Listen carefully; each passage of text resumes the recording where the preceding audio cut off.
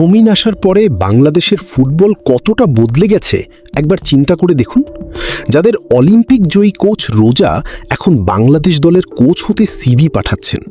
চিন্তা করে দেখুন, যে কোচ ব্রাজিল দলের এই সময়ের সেরা খেলোয়াড় নেইমারের মতো খেলোয়াড়টি কোচিং করিয়েছেন, তিনি এখন বাংলাদেশ জাতীয় দলের দায়িত্ব নিয়ে হামজা শমিকদের কোচিং করাতে চান। শুধু তাই নয়, বেলের কোচ ক্রিস অলম্যান্ড, যার দুর্দান্ত চেষ্টায় 2016 সালে ইউরোতে চমক দেখিয়েছিল ওয়েলস। 16 সালে পর্তুগালের সাথে সেমিফাইনালে হেরেছিল তারা। ইউরোতে সেমিফাইনালে যাওয়া কোনো আশি কথা নয়, এটা আশা করি সকলেই জানেন। সেই ওয়েলসের কোচ বাংলাদেশ দলের কোচ হতে আগ্রহ প্রকাশ করেছেন। এটা বাংলাদেশের জন্য কত বড় ব্যাপার একবার চিন্তা করেন। এটাই প্রমাণ করে বাংলাদেশের ফুটবল বদলে গেছে। কিন্তু এখানে একটা ব্যাপার আছে, বাংলাদেশ জাতীয় কোচ আসলে কাকে কোচ হিসাবে নেবে? যোগ্য ব্যক্তিকে স্থান দেবে তো বাংলাদেশ। রোজা ইউনিকাল বা ক্রিস অলম্যানের মতো একজন বাংলাদেশ জাতীয় দলে যদি কোচ হিসাবে পায়, তাহলে পুরো হিসাব বদলে যাবে। কিন্তু এখানে একটা বড় সমস্যা আছে, আর সেই সমস্যাটা হলো স্যালারি। দুইজন কোচ সহ আরও যারা হাই প্রোফাইল কোচ আছেন এবং যারা সিভি পাঠিয়েছেন, তাদের সবার স্যালারি খুব হাই হবে নিশ্চয়ই। অলম্যান 2012 থেকে 2017 সাল পর্যন্ত ওয়েলস জাতীয় দলের দায়িত্ব পালন করেন। তার অধীনে ওয়েলস ইতিহাসের সেরা সাফল্য অর্জন করে, ইউরো 2016 এর সেমিফাইনালে পৌঁছে।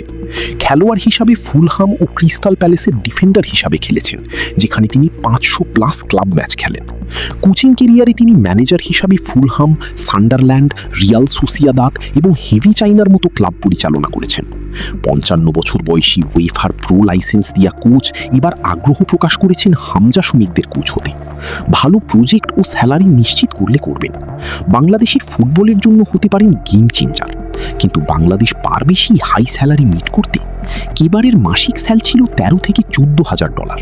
এখন শোনা যাচ্ছে বাবুই মাসে 30,000 পর্যন্ত স্যালারি দিতে রাজি।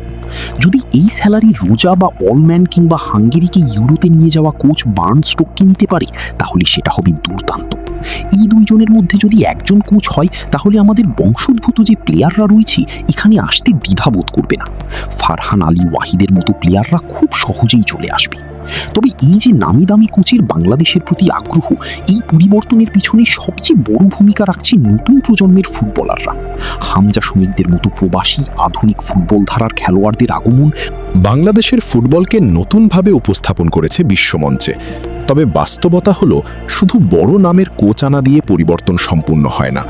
একটি কার্যকর ফুটবল কাঠামো, ধারাবাহিক পরিকল্পনা এবং প্রতিভা বিকাশের সুসংগঠিত ব্যবস্থা ছাড়া এই আগ্রহ দীর্ঘস্থায়ী হবে না।